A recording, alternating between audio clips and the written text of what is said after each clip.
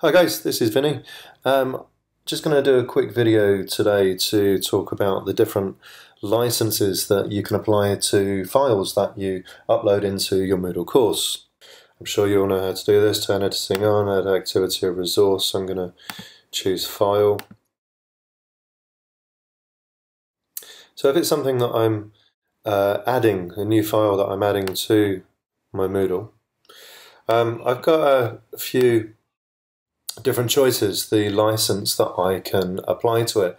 So the purpose of this video today is just to run through these different types of licenses and try to explain them as best I can. Now, I'm not an expert on this, so please, if I do say something that isn't quite accurate, highlight it in the comments and I can go back and correct this video.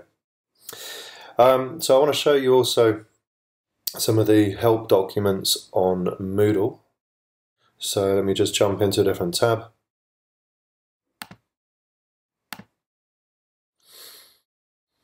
So this is docs.moodle.org/24/en/licenses.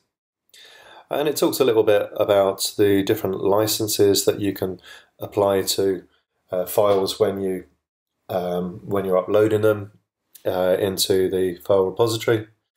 It's actually the same licenses that you can apply if you're an admin and you want to publish a course as well.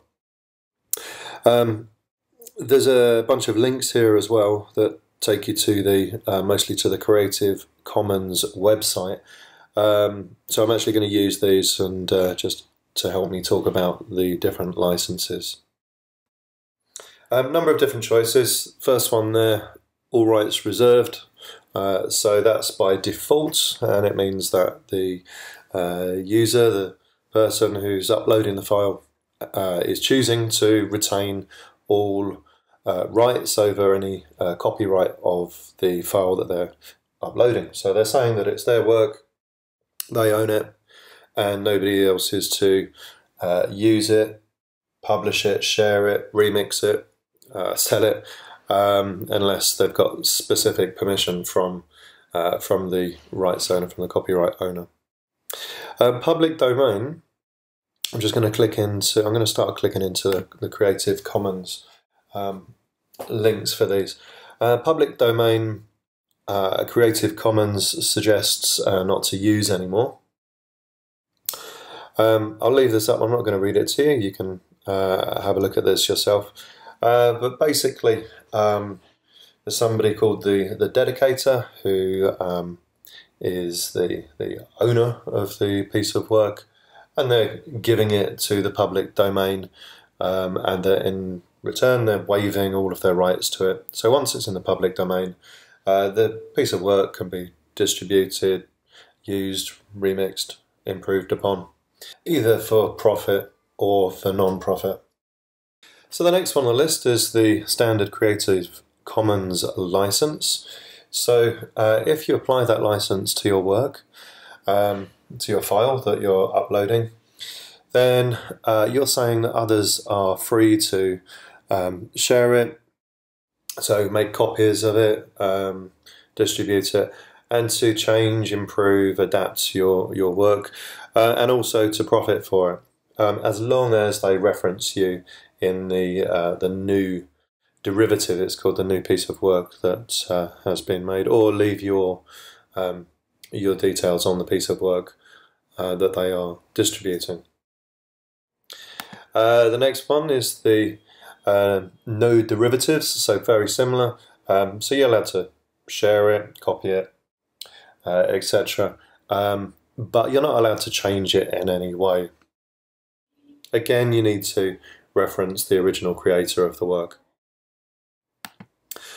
The next one down, non-commercial, no derivatives. So again, very similar to the previous one. You can share the work, you can give it away, you can transmit it, email it to people. Again, referencing the original author of the work, but you mustn't profit from it. Next one, we've got the non-commercial. So that's slightly different from the previous. The previous was non-commercial, no derivatives. So this just means that, again, you can share it, copy it, etc. And you can change it, citing the original author, but again, you're not allowed to profit from it. Two more to go. The non-commercial share alike. Well, the share alike means that the new piece of work that's made has to still have the original license. You're not allowed to change the license in any way. So if a piece of work is made with the non-commercial share alike license, then it has to, and if it's been adapted and improved and changed, then it has to retain the same non-commercial share alike license. And the very last one is just the share alike on its own, so people can still make commercial use of the work. Again, it's got to keep that share alike license attached to it.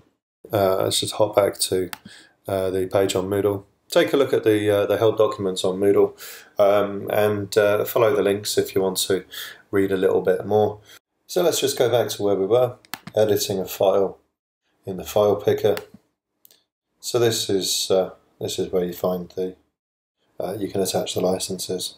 Most of the time, I would probably, and this is just me, but I would probably use either no commercial, no derivatives, or so that people couldn't profit from my work that I was making. And if I didn't want them to change it, I'd use that one. But if I was happy for people to share it around and email it, etc., etc., or if I was happy for people to remix it and improve on it, I would probably choose that one, the no commercial share alike. So again, people wouldn't be able to profit from it, but they could take my work, improve it. Hey, maybe I'd benefit from that as well. As I said at the beginning, I'm no expert. Please, if I've said anything not quite accurate, pick me up on it in the comments. But hopefully that's just given you a little bit more of an insight into the different licenses, because it can be a bit confusing for somebody that hasn't looked at them before. Okay, thanks very much for listening and watching.